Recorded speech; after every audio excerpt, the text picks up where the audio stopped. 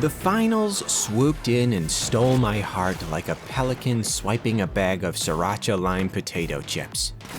There was something about the movement, the destruction, and the serendipitous sounds of a gambling addiction that quickly captured my attention.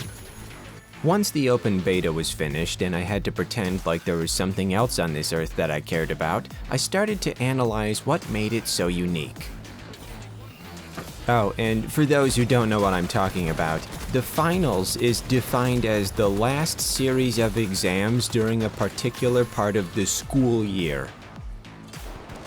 Now, the finals didn't really do much in the way of carving brand new territory since each of the individual elements have been done before many times.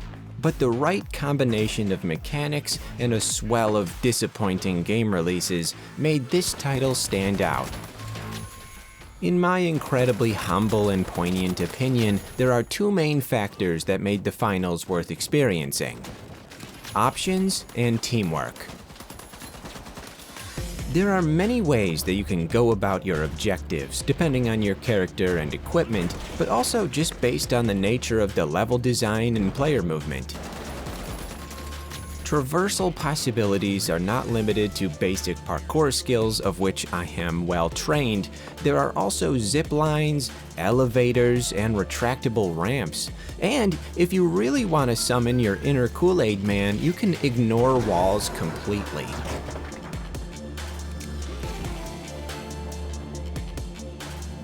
This anti-drywall ability is one of many skills you can possess according to which of the three character types you select.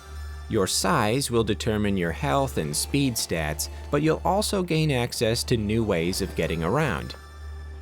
There are jump pads you can place almost anywhere, and grappling hooks that I never got around to trying due to my fear of vigilantes from Gotham. There's also the option to use explosives to make a little shortcut for yourself. You may think that these abilities don't do much beyond getting you to your objective quicker, but they are much more useful than that. I have never been able to wiggle out of so many unsavory situations as I have in this game. This is the closest I've ever gotten to feeling like an eel covered in olive oil. No. Go away. Away with you. Away with you. Nah, this is not baseball. This is not baseball. This is Rocket League. The choices for tracking your opponents are also limitless, if they can stay alive long enough for you to find them. These options would mean nothing, though, if it wasn't for the next crucial component. Unless you have my luck, you'll always be in a full squad, and although that means basically nothing in many games, in the finals it's everything. The more members of your squad are alive and paying attention, the greater your chances of being defended, being revived, and being the champions. It's been a long time since I've revived and been revived this many times per match. This is partially because of the hilarious ability to throw your friend's totem across the room before reviving them from safety, and also because of the debilitating time penalty when your entire squad is wiped. Great players can certainly help their team tremendously, but a squad of mediocre players that always play the objective will easily beat out a squad of tryhards shooting at everything that moves. I had a game where one player had more than 20 kills when the next top player had 7, but guess what? Their team came dead last. Conversely, you can go an entire match without getting any eliminations and still gain the most points of anyone in the server. This is a big win for anyone who prefers to set up defenses, heal the wounded, or climb all of the ladders.